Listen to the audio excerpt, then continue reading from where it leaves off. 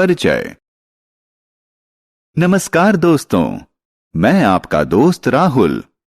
हम सब जानते हैं कि हमारा शरीर विभिन्न अंगों से मिलकर बना है। हमारे शरीर के हर एक भाग का एक कार्य है। हमारे शरीर ही की तरह वनस्पतियों के शरीर के भी कई अंग होते हैं। आइए वनस्पतियों के विभिन्न अंगों और उनके कार्यों के बारे में विस्तार से जानें।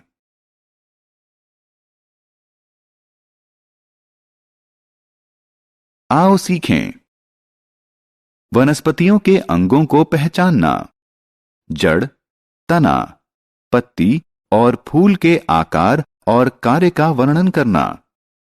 फल और बीज के कार्य को समझाना।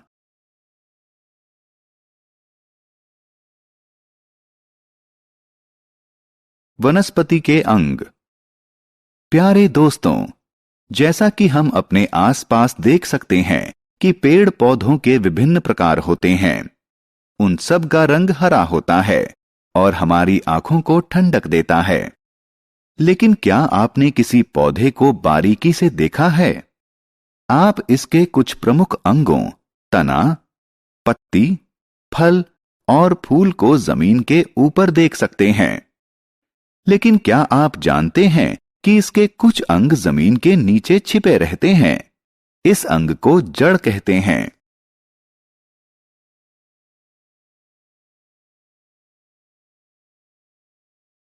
जड़ें।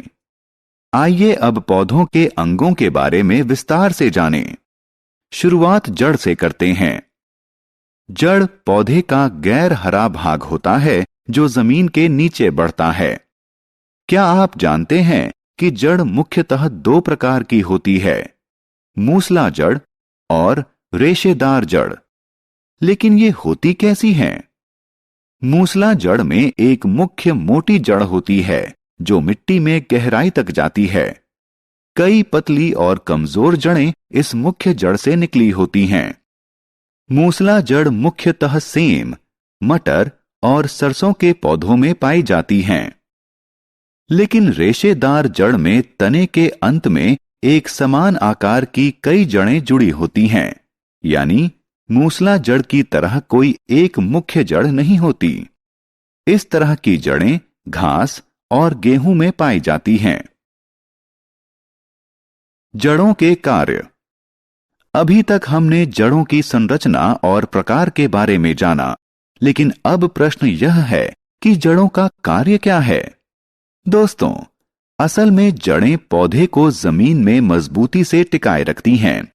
वे पौधे के अन्य अंगों तक पहुंचाने के लिए जमीन से पानी और खनिज सोखती हैं। कुछ पौधों में जड़ें भोजन संग्रह का कार्य भी करती हैं, जैसे कि गाजर, मूली या शलजम। पौधे द्वारा तैयार भोजन जड़ों में एकत्र रहता है। हम इन जड़ों को खाते हैं और पोषण पाते हैं। तना। अब आइए तना के बारे में जानें। तना पौधे का हरा या भूरा भाग होता है जो जमीन के ऊपर विकसित होता है। यह पौधे को सहायता देता है और उसकी शाखाओं, पत्तियों, फूलों और फलों को अपने शरीर पर वहन करता है। नए पौधों में तने का रंग हरा होता है, लेकिन समय के साथ पौधे की उम्र बढ़ने पर इसका रंग भूरा हो जाता है। कुछ पेड़ जैसे बरगद या आम के तने कठोर, मजबूत और भूरे होते हैं। इन्हें डाल कहते हैं। वहीं कुछ पेड़ों के तने जैसे केला मोटे किंतु मुलायम और हरे होते हैं। कुछ पौधों में तने इतने कमजोर होते हैं कि वो पौधे को सीधे नहीं रख पाते। ऐसे पौधे किसी मदद के सहारे चढ़ते हैं, इसलिए इन्हें बेल कहते हैं। मनी प्लांट इसका सबसे अच्छा उदाहरण है।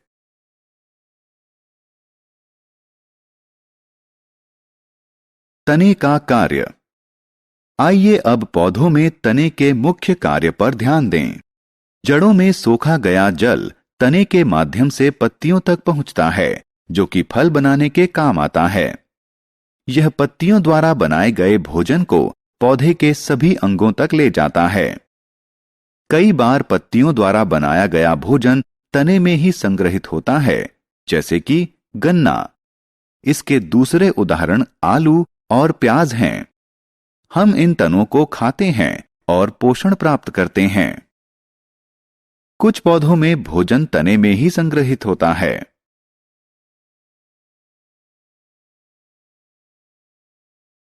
पत्तियां। दोस्तों, पौधे का अगला अंग पत्ती है। यह पौधे का हरा भाग होता है जो तने पर उगता है। पत्तियां अलग अलग प्रकार की होती हैं। कुछ गोल होती हैं, कुछ लंबी होती हैं और कुछ त्रिभुजाकार होती हैं। पत्ती के सतह को किनारा कहते हैं और ये किनारे भी अपने आकार ही की तरह अलग अलग प्रकार के होते हैं।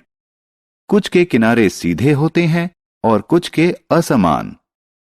पत्ती के चपटे भाग को पत्ती की लीफ ब्लेड कहते हैं। हर पत्ती के लीफ ब्लेड में एक मुख्य शिरा होती है और कई छोटी शिराएं इससे जुड़ी होती हैं।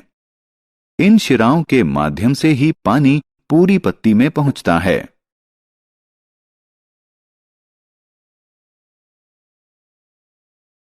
पत्तियों के कार्य।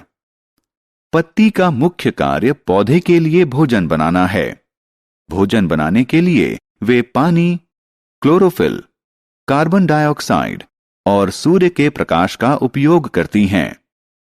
भोजन बनाने की इस विधि को प्रकाश संश्लेषण कहते हैं। इस प्रक्रिया में ऑक्सीजन का उत्सर्जन होता है। सभी सजीव प्राणियों को जीवित रहने के लिए ऑक्सीजन की जरूरत होती है।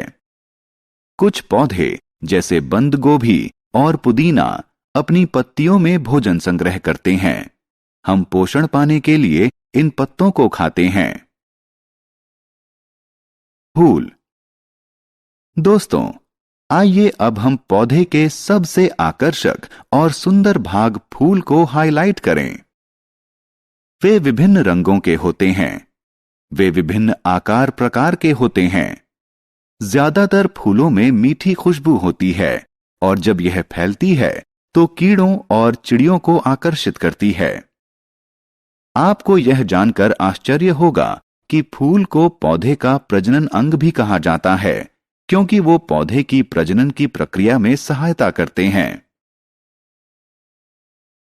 फल और बीज। मुझे पता है कि आप में से ज्यादातर लोगों को फल पसंद हैं। फल पौधे का रसदार भाग होता है। यह पौधे के फूल से उत्पन्न होता है। फल विभिन्न आकार प्रकार और रंग के होते हैं। फल स्वास्थ्य के लिए अच्छे होते हैं क्योंकि उनमें कई विटामिन होते हैं। दोस्तों, बीज फल के अंदर होते हैं। कुछ फल जैसे आम के अंदर सिर्फ एक बीज होता है, जबकि दूसरे कई फलों में कई बीज होते हैं, जैसे सेब और तरबूज। क्या आप जानते हैं कि नया पौधा बीज से ही जन्म लेता है? यह नवजात पौधे के लिए भोजन भी संचय करता है। जब बीज को पानी, हवा और अनुकूल तापमान मिलता है तो यह पनपना शुरू कर देता है और जल्द ही एक नए पौधे के रूप में बढ़ने लगता है। हमने क्या चर्चा की? पौधे के मुख्य अंग जड़, तना, पत्ती, फूल और फल हैं। तना, पत्ती, फूल और फल जमीन के ऊपर बढ़ते हैं और जड़ जमीन के नीचे बढ़ती है। जड़ पौधे को जमीन में मजबूती से टिकाए रखती है। वे पौधे के अन्य अंगों तक पहुंचाने के लिए जमीन से पानी और खनिज सोखती है। जड़ों से पत्तियों तक पानी तने के माध्यम से जाता है। कुछ पौधों में तने भी भोजन एकत्रित करते हैं।